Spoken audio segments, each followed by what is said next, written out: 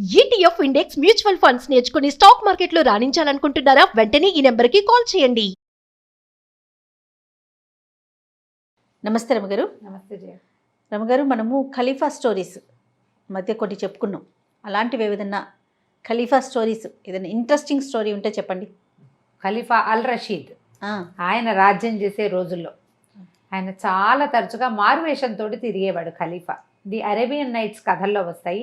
ఈ కథలు ఎందుకు చెప్తున్నారు లాంటి క్వశ్చన్లు అడగద్దు, విషయం మాత్రం వినండి అంతే.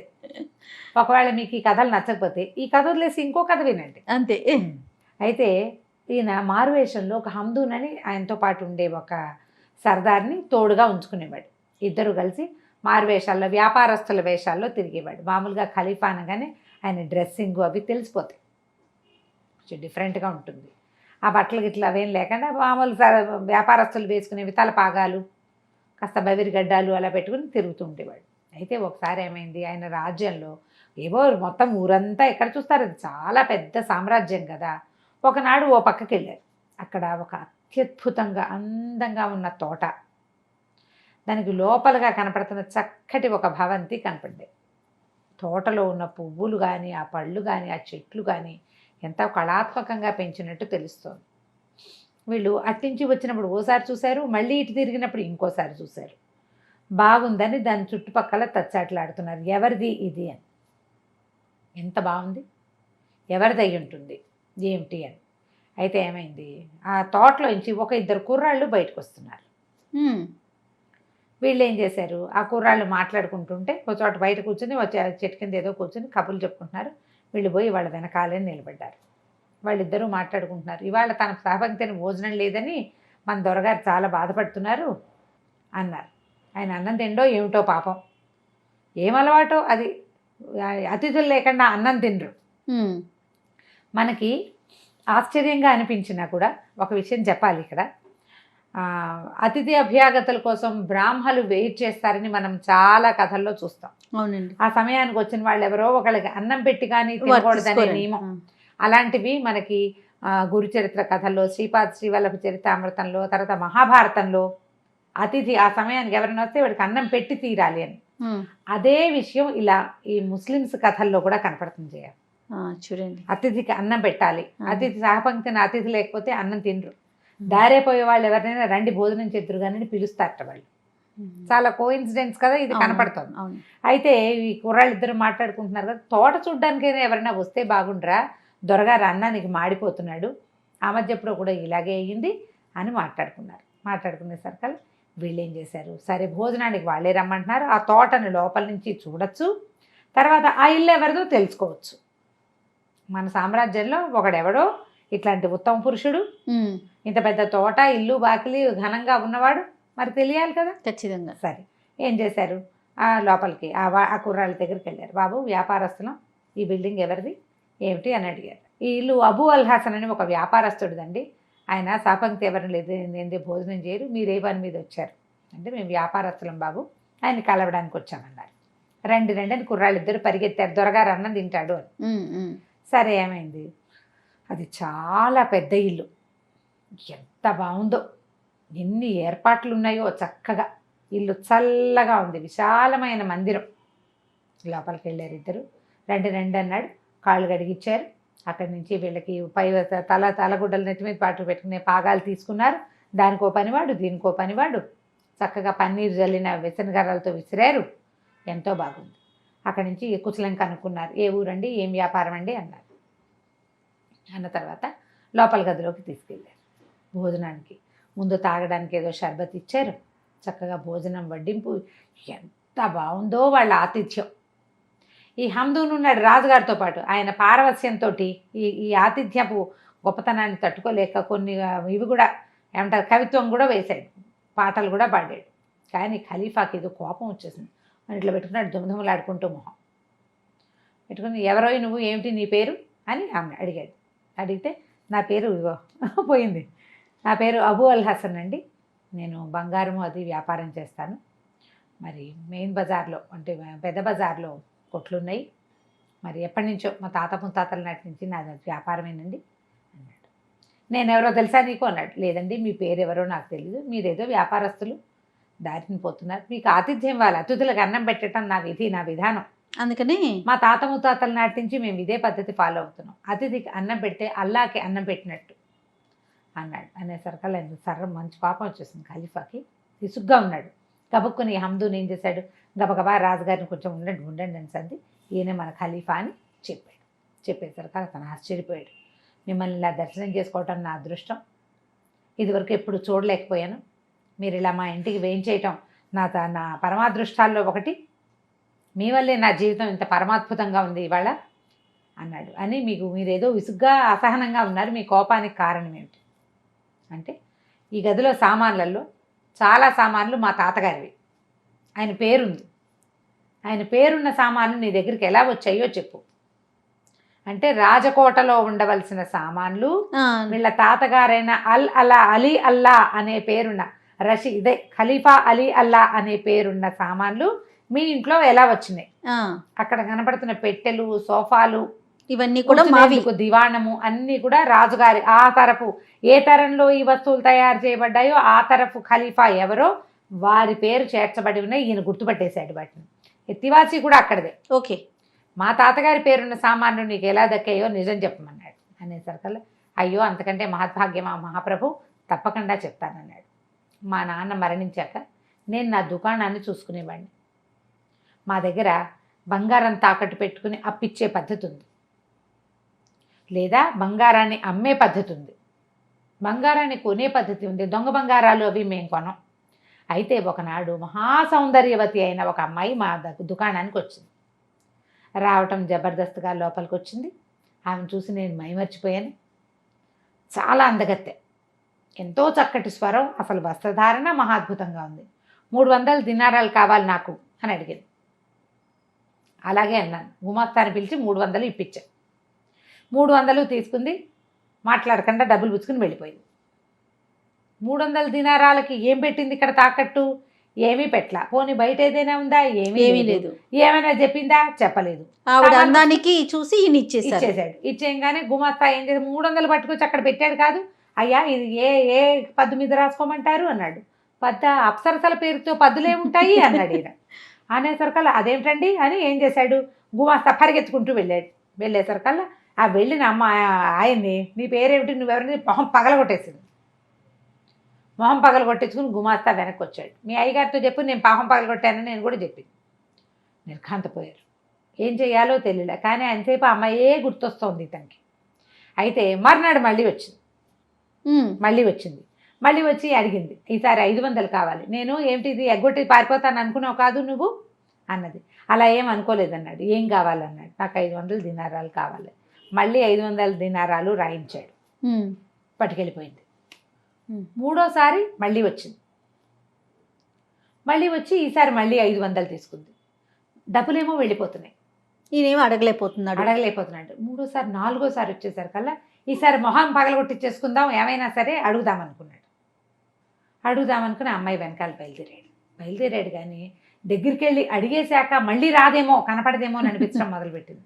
అయితే ఈ అమ్మాయి ఏం చేసింది, ఖలీఫా మందిరంల వైపుకు వెళ్ళిపోయింది. అంటే ఖలీఫాకి సంబంధించిన అమ్మాయి. అర్థమైంది. ఇప్పుడు ఏం చేయాలి, ఇంటికి వెళ్ళి వాళ్ళ అమ్మకి చెప్పాడు. అంటే ఇతను నేను ఇలా చెప్పాను అని చెప్తున్నాడు, కానీ నేరేషన్ కొంచెం నా లైన్లోకి తీసుకొచ్చాను అనమాట. సరే అమ్మకి చెప్పేసరికల్లా అమ్మాయి ఉంది, ఒరి నాయన ప్రాణాల మీద ఆశ వదిలేసుకోవాలి. ఖలీఫా మందిరం అంటే ఆయనకి పనిచేసే ఆడవాళ్ళు, వాళ్ళ మీద మనసులు వివాహాలు మనకు కుదరవు, వాళ్ళతో ఏం చేయలేం మనం. కాబట్టి ఇది మనసు వదిలేసేయి దీన్ని అని చెప్పింది మా అమ్మ. చెప్పింది కానీ నాకు ఇది కాలేదంటున్నాడు. వాళ్ళ అమ్మ చెప్పినా ఇతనికి మనసు ఇది కాల. ఎంతసేపు అమ్మాయే గుర్తొస్తుంది. అందాక వెళ్ళిన వాడిని ముందే పిలిస్తే బాగుండేది కదా అనిపించింది. కానీ ఏం చేయాలో తెలియలే. అయితే తర్వాత 2-3 రోజులకి మా నాన్నగారి స్నేహితుడు ఒకడు నాకు మంచి సలహాలు చెప్తాడు. తర్వాత పచారీ సరుకులు షాపులు ఉన్నాయి మాకు. ఈ బంగారపు కొట్లు, అమ్మకాలు, అప్పులు గటాలు కాకుండా పచారీ కొట్లు కూడా ఉన్నాయి మాకు. ఆ పచారీ కొట్లను చూసే ఒక ముసలాయన మా నాన్న ఫ్రెండ్, ఇతని నాన్న ఫ్రెండ్ చూడ్డానికి వచ్చాడు. వచ్చి పిల్లాన్ని చూసి ఆశ్చర్యపడి, ఏమిట్రా నాయన ఇలా అయ్యా, ఏమైనా ప్రేమలో పడ్డావా, మొహం పీక్కుపోయింది అన్నాడు. అనేసరికల్లా వీడు బిక్కమొహం వేసుకుని ఇతను చెప్పాడు, ఇట్లా అయ్యింది, ఆ అమ్మాయి మీద మనసు పారేసుకున్నాను. ఆ అమ్మాయి ఏమో ఖలీఫా మందిరంలోకి వెళ్ళింది, వేరే వాళ్ళు వెళ్ళరు కదా, మామూలు రోడ్డు మీద పోయే వాళ్ళు రాజుగారి ఇంట్లోకి ఎందుకు వెళ్తారు? అక్కడ ఉండే అమ్మాయి కాబట్టి వెళ్తుంది. అది సంబంధించిన అమ్మాయో అక్కడ ఆయనకి సేవించడానికి ఏర్పడిన వాళ్ళు ఏమిటో తెలీదు. అయ్యేసరికి ఆయన ఏమన్నాడంటే, ఒరే ఒక మాట విను, నాకు ఖలీఫాకి దుస్తులు కుట్టేటువంటి దర్జీ ఒకడు పరిచయం ఉన్నాడు, నాకు తెలుసు, నువ్వు వాడి దగ్గరికి వెళ్ళు, అక్కడ ఈ విషయం చెప్దు కానీ, అక్కడ కనుక్కుందు కానీ అని చెప్పాడు. ఈయన ఏం చేశాడు, ఓ చొక్కా జేబు ఇట్లా చింపుకుని తీసుకెళ్ళాడు. తీసుకెళ్ళి దర్జీ దగ్గరికి వెళ్ళాడు. ఈ జేబు కుట్టండి అన్నాడు. ఆ జేబు కాస్త జేబు కుట్టడానికి ఎన్ని ఇవ్వాలి డబ్బులు? పావలా ఇచ్చినా సరిపోతుంది కదా. ఈయన ఏం చేశాడు, 10 బంగారు దీనారాలు తీసి చేతిలో పెట్టాడు. దీనారాలు ఆయన దీనారాలు తీసుకున్న దర్జీ అంటే, బాబు ఏమన్నా ప్రేమలో పడ్డావా నాయన అని అడిగాడు. ఒళ్ళిపోయి తెలియట్లేదు. అయ్యేసరికల్లా ఇతను కొంచెం తట్టుబడి ఈయన ఏం చెప్పాడంటే, అవునండి ఒక అమ్మాయి ఇట్లా మా ఆస్థానానికి వచ్చేది, మా షాప్కి వచ్చింది, మరి 3 సార్లు డబ్బులు పట్టుకెళ్ళింది, మరి డబ్బులు పట్టుకెళ్ళింది కానీ డబ్బుల గురించి నాకు లెక్కే లేదు అసలు. ఆ మనిషి ఎవరో తెలుసుకోవాలనుకున్నాను, ఇట్లా ఇట్లా ఉంది, ఇంత పొడుగుంది, ఇంత తెల్లగా ఉంది, చక్కగా మాట్లాడుతుంది, కళ్ళు తిప్పుతుంది చెప్పాడు. చెప్పేసరికల్లా ఆయన అన్నాడు, ఆ అమ్మాయి మోతి అయి ఉంటుంది, ఆమె బట్టలు కూడా నేనే కుడతాను. ఆ మోతి ఖలీఫాకి సంగీతం వినిపించడానికి ఏర్పరచబడిన అమ్మాయిలలో ఒకటి, చాలా గొప్పగా పాడుతుంది, వాళ్ళ అక్క చెల్లి కూడా ఉన్నారు, వాళ్ళంతా ఖలీఫా దగ్గరే ఉంటారు అని చెప్పాడు. చెప్పి ఈ లోపల ఏమైంది, ఓ కుర్రాడు ఎగురుకుంటూ వచ్చాడు. అక్కడికి వచ్చి కనపడ్డాడు. కనపడేసరికల్లా ఈ దర్జీ అని చెప్పాడు, బాబు ఈ కుర్రాడు కనపడుతున్నాడే, వీడు మోతి దగ్గర పనిచేసే కుర్రాడు, మరి వీడిని గనక పట్టుకున్నావా నీ పని అవుతుంది, ఆ అమ్మాయిని కలుసుకోగలుగుతామన్నాడు. అక్కడి నుంచి ఈ పిల్లాడు వీడు వెళ్ళి, ఈ మన వ్యాపారస్తుడు ఎవరు మనసు పారేసుకున్న పెద్ద మనిషి ఈయన వెళ్ళి అబూ అల్ హసన్, అతను వెళ్ళి ఆ కుర్రాడిని పట్టుకున్నాడు. కుర్రాడు పేరా? ఆ కుర్రాడు కాదు, ఈ మన వ్యాపారస్తుడి పేరే అబూ అల్ హసన్. అబూ అల్ హసన్ గారు వెళ్ళి ఆ కుర్రాడిని, పని కుర్రాడిని పట్టుకున్నాడు. బాబు ఏం పని పేరో ఇది, నువ్వు ఎవరి దగ్గర పని చేస్తావంటే వాడికి నవ్వొచ్చింది. అబూ అల్ హసన్ గారు కాదు మీరు అన్నాడు. వాడికి తెలుసు. నేను నీకు తెలుసా అన్నాడు. అయ్యో ఎందుకు తెలియదండి, రోజంతా మీ గురించే వింటున్నాం, మా మందిరం అంతా మీ మాటలతోటి ప్రతిధ్వనిస్తోంది, మా అమ్మగారికి మీరంటే ఎంత ఇష్టమో, మీకు కూడా ఆవిడంటే అంత ఇష్టమైతే ఆవిడకి దగ్గరికి వెళ్ళే మార్గం చెప్తా అన్నాడు. ఊరిని ఒప్పుకున్నాడు. ఒప్పుకుంటే ఈ కుర్రాడు ఏం చేశాడు, అక్కడ ఉన్న ఖలీఫా అంగీలు బట్టలు కుడుతున్నారు కదా, అందులోంచి ఒక నీలం రంగు అంగీ తీసాడు. ఈ రంగు అంగీ వేసుకుని ఇట్లా పైనుంచి తోడుకునేది వేసుకుని ఖలీఫా ఆయన దానికి ఆ ఆడవాళ్ళ జనానాలోకి వెళ్తాడు. వరుసగా గదులు ఉంటాయి అటు ఇటు కూడా. ఆయన ఏం చేస్తాడంటే మన దాన్ని అంటారు కస్తూరి ఉండలు, ఒక్కొక్క వాకిట్లోనూ ఒక్కొక్క కస్తూరి ఉండ ఉంచుతాడు. ఆయనకి ఏ స్త్రీ నచ్చితే, ఆయనకి సంగీతం వినాలనిపిస్తే ఒకళ్ళ దగ్గరికి, డ్యాన్స్ వినాలనిపిస్తే ఒకళ్ళ దగ్గరికి, కవిత్వం వినాలనిపిస్తే ఒకళ్ళ దగ్గరికి, తన భార్యల దగ్గరికి, అలా ఏ రోజు ఎవరి దగ్గరికి వెళ్ళబుద్ధి అయితే అలా వెళ్ళబుద్ధి. ఆయన కులాసాగా ఉన్నాడంటే ఆయన గుర్తు ఏంటంటే ఈ నీలం రంగు అంగి వేసుకోవటం, దాని నిండా జలతారు పని అది చేస్తుంటుంది, ముఖమల్ అంగి. ఎవరి దాని దగ్గరికి వెళ్ళడో వాళ్ళకు ఒక కస్తూరి ఉండ పెడతాడు. ఇవాళ దీంతో కాలక్షేపం చేయండి నేను రానని చెప్పటం. కస్తూరి ఉండ పెట్టాడంటే వాళ్ళ దగ్గరికి రాడనమాట. మీరేం చేస్తారంటే కస్తూరి ఉండలు కొనుక్కోండో డబ్బా, రాత్రి 9 గంటలకి మందిరంలోకి ప్రవేశించండి. ఈ బట్టలు చూస్తే మిమ్మల్ని ఎవరు అడగరు, చీకటి కదా, గుర్తు తెలియడం కోసం ముఖమల పని జరి పని చేసిన ముఖమల వస్త్రం వేసుకుంటాడు ఆయన. అది మెరుస్తుంది, లేత నీలం రంగుది. ఆ వస్త్రం ఆ డిజైన్ బట్టి ఖలీఫా ఏనని గుర్తుపడతారు. కొంచెం కొంచెం వెలుతురుగా ఉంటుంది. మీరు కూడా ఇంచుమించు ఖలీఫా సైజులోనే ఉన్నారు. కస్తూరి ఉండలు పెట్టుకుంటూ రండి. అక్కడ నీలిరంగు చలవరాతి తలుపు మోతీది, ఆ తలుపు కొడితే మోతీ ఉంటుంది, లోపలికి వెళ్ళిపోండి అని చెప్పాడు. మన హీరో బయలుదేరాడు, అబూ అల్ హసన్ గారు. ఏం చేశాడు, కస్తూరి డబ్బా పెట్టుకున్నాడు, బట్టలు వేసుకున్నాడు, చల్లగా అక్కడ దాకా వెళ్ళాక చొక్కా వేసుకున్నాడు అనమాట. ఖలీఫాయే వస్తున్నాడని. ఖలీఫా ఒక్కొక్కసారి జనాన అందరితోటి కలిసి వస్తాడు, ఒక్కోసారి ఒంటరిగా వస్తాడు. ఆ బట్టలు చూసేసరికల్లా ఈ రాత్రి 9 అయ్యేసరికి కునికి పడుతున్న సైనికులు ఎవరు ఈయన్ని పట్టించుకోలే. ఒక్కో గది దగ్గర అది పెట్టుకుంటూ వెళ్ళాడు. ఇంతలో ఏమైంది, సడన్గా వెనకాల దివిటీలు కనపడుతున్నాయి, సందడి వినపడుతోంది. ఖలీఫా వస్తున్నాడని అర్థమైపోయింది నాకు. ఇతనికి అర్థమైంది. ఇప్పుడు ఏం చేయాలి, పరిగెత్తాను నేను, ఎటు వెళ్ళాలో తెలీదు. ఆ అమ్మాయి గది గుర్తుపట్టలేకపోయాను, భయం వేసింది. ఈ పరుద్దు కనపడితే శిరచ్ఛేదమే. జనానాలో మగవాళ్ళు కనపడితే ఏమి వాడు ఎవడు ఏమిటి అడగను కూడా అడగరు, పేకొత్తరిచ్చేస్తారు. పరిగెత్తుకుంటూ వెళ్ళి ఓ తలుపు కొంచెం తెరుచున్నట్టుంటే ఎదురు దాంట్లో పడిపోయాడు అందులో. ఈ పడిపోయిన తర్వాత ఏమైంది, ఆ లోపల ఒక ఆవిడ ఉంది, ఆవిడ మేలు మూసుకేసుకుని ఉంది. అందరూ రాత్రి ఆ సమయానికి ఖలీఫా కోసం వెయిట్ చేస్తారు. సరే అంతలో ఆవిడ ఏం చేసింది, ఆ చూసి దీపం కొంచెం పెద్ద చేసి, ఓ మీరా అబూ అల్ హసన్ గారా అనేసరికి కదా, ఆ అమ్మాయి ఈ అమ్మాయి కాదు, దీనెవరికో నేనెలా తెలుసు, ఉలికి పడ్డాడు. ఆవిడ ఏమందంటే, మోతి మా చెల్లెలు, నయం వేరే గదిలోకి వెళ్ళకుండా ఈ గదిలోకి వచ్చారు, మీరు వస్తారని రుస్తుం పనికుర్రాడు చెప్పాడు, ఉండండి ఇక్కడేనా. ఈ లోపల ఏమైంది, మోతి వచ్చేసింది వెనకాల పరిగెత్తుకుంటూ. తన కోసం ఇంత రిస్క్ చేశాడు ఇతను. వచ్చి రాగానే ఇతన్ని కావలించుకుంది. ఖలీఫా వస్తున్నాడు. ఇప్పుడు ఎట్లా? ఆయన వీళ్ళ గదిలో కూడా రావచ్చు. మోతీ గది కాదు ఇది, మోతీ వాళ్ళ అక్క గది. హకీం అని ఏం చేశారు, ఒక పెద్ద పెట్టెలో ఈ కుర్రాన్ని ఎక్కిచ్చేశారు. ఈ వ్యాపారస్తుడు అబూ అల్ హసన్ ఎక్కిచ్చేసి తలిపేసేసారు. పెద్ద పెట్టెలు, చెక్క పెట్టెలు అనమాట.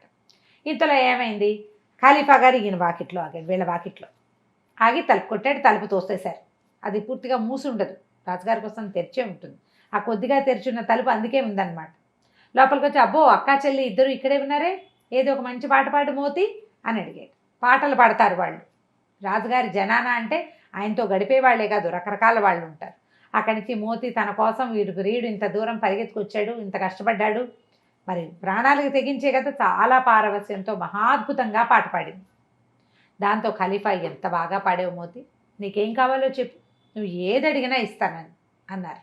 అనేసరికల్లా ఆవిడేమంది వెంటనే, నాకేం కావాలి ప్రభు, ఈ గదిలో ఉన్న సామాన్లన్నిటితో పాటు మా అక్కయ్యకి నాకు మీ బానిసత్వం నుంచి విముక్తి ఇవ్వండి అని. నువ్వు వెళ్ళిపోతే ఇంకెప్పటికీ నీ పాట వినలేను మోతి, అయినా కూడా నేను ఇస్తానన్నాను కాబట్టి మీ అక్క నువ్వు ఇద్దరు మీ బానిసత్వం పోయింది. వాళ్ళు బానిసలు, రాజుకి పాడడానికి బానిసలు, డ్యాన్స్కి బానిసలు, వాయిద్యాలకి బానిసలు అట్లా కొనేవాళ్ళట పాపం ఆ కాలంలో. బానిసత్వం నుంచి విముక్తి వచ్చింది. ఈ గదిలో ఉన్న సామగ్రి అంతా ఇలాగే నాకు ఇచ్చేయండి అని అడిగింది. సరే అన్నాడు ఖలీఫా. సరే అని అంత వితరణ ఉండేది రాజులకి. ఒప్పుకున్నాడు. ఆయన ఒప్పుకుని సంగీతం వినేసి ఆయన దారిని ఆయన చక్క మద్యం సేవించి వెళ్ళిపోయాడు. ఆయన ఇంకో రాణిగారి దగ్గరికి వెళ్ళిపోయాడు. తెల్లవారేసరికల్లా ఈ మోతి అక్కయ్య ఇద్దరు కలిసి ఇక్కడ ఉన్న సామాన్లన్నీ పట్టించేశారు. పట్టించేశాక ఏమైంది, నేను శాస్త్రోక్తంగా మోతిని పెళ్లి చేసుకున్నాను. మోతి వాళ్ళ అక్కయ్య కూడా మా చుట్టాల్లో సంబంధం చూసి పెళ్లి చేసేసాం. ఆ సామాన్లు ఇక్కడికి వచ్చేసినాయి ఈ గదిలో. ఈ గది అది. భగవంతుడు నా ప్రాణాలని కాపాడినందుకు ఆ రోజున ఆయన పెట్టెలో కూర్చుని రోజు ఒక అతిథితో కలిసే భోజనం చేస్తానని నేను అల్లాకి మాటిచ్చాను.